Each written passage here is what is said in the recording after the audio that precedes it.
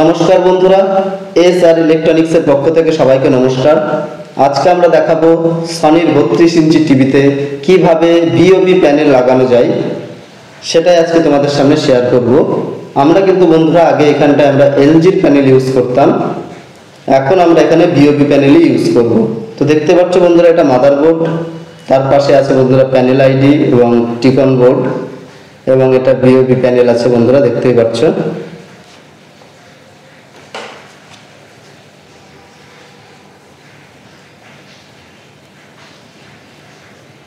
তো এটা T-con board রয়েছে, যেহেতু ভিওবি প্যানেলের সাথে টিকন বোর্ড এখানে লাগাতে হবে। এবং এখানে আছে বন্ধুরা অরিজিনাল যে প্যানেল আইডিটা আছে, সেই প্যানেল আইডির ফ্ল্যাশ আইসিটা আমরা এখানে প্যানেল আইডির সাথে আমাদের অ্যাটাচ করা আছে।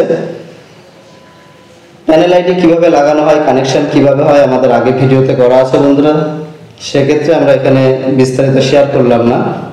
তো আমরা টিভিতে একটু পাওয়ার অন করে দেখে নেব আমাদের এখন পিকচারটা ঠিক কেমন আসছে।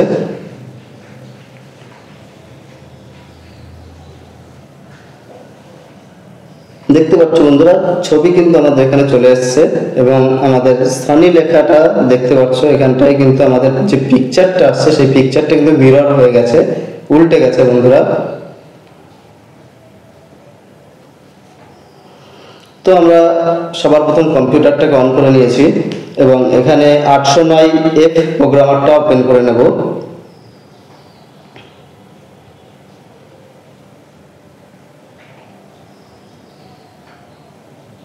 তো বন্ধুরা, আমাদের প্রোগ্রাম কিন্তু এখানে চালু হয়ে গেছে এবং আমাদের যে সফটওয়্যারের যে মেশিনটা আছে সেটা একটু দেখিয়ে দিচ্ছি। প্রোগ্রাম যে মাধ্যমে প্রোগ্রাম করব বন্ধুরা, দেখতেই পাচ্ছ।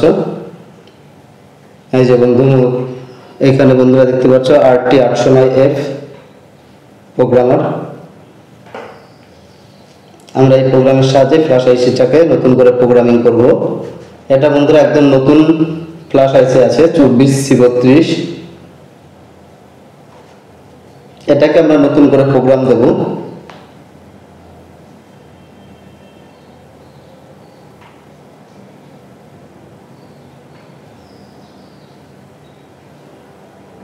তো সবার প্রথম বন্ধুরা এখানে আমরা স্মার্ট আইডেন্টিফাই করে নেব।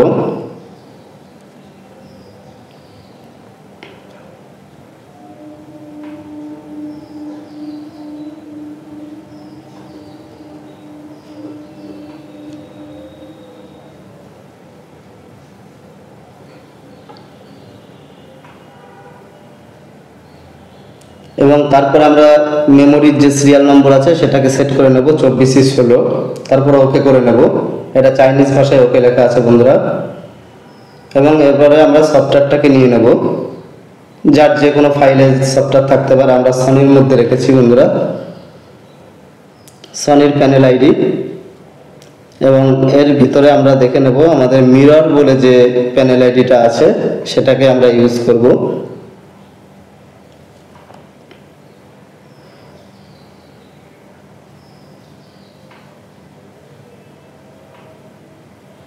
এই যে বন্ধুরা 32R412C নন এইচডি মিরর, আমরা এটাকে ওপেন করে নেব এবং রাইট করে নেব। তো আমাদের ফ্ল্যাশ আইসি প্রোগ্রাম কমপ্লিট হয়ে গেছে বন্ধুরা। এবার আমরা এটাকে প্যানেল আইডিতে সোল্ডারিং করে নেব। তার জন্য আমাদের এবার এই ফ্ল্যাশ আইসিটা আমাদের আর এখন দরকার নেই। তো ফ্ল্যাশ আইসিটা আমরা ওপেন করে নেব এবং তারপরে আমরা যে নতুন যে প্রোগ্রামটা করেছি সেই প্রোগ্রামটা আমরা এখানটায় সোল্ডারিং করে নেব। তো প্রসেসটা দেখতে লাগো বন্ধুরা।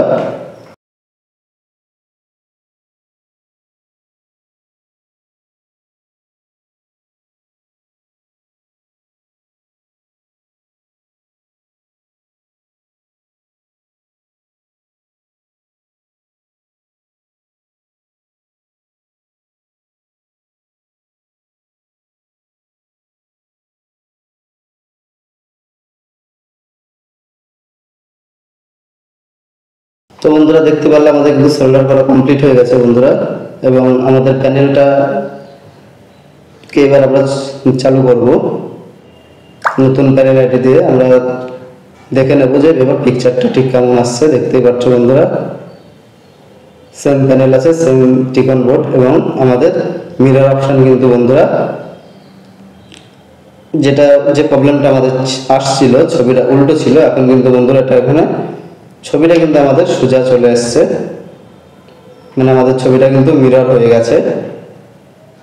তো এইভাবে বন্ধুরা আপনারা ভিওবি প্যানেল এখানে আপনারা ইউজ করতে পারেন সনিতে।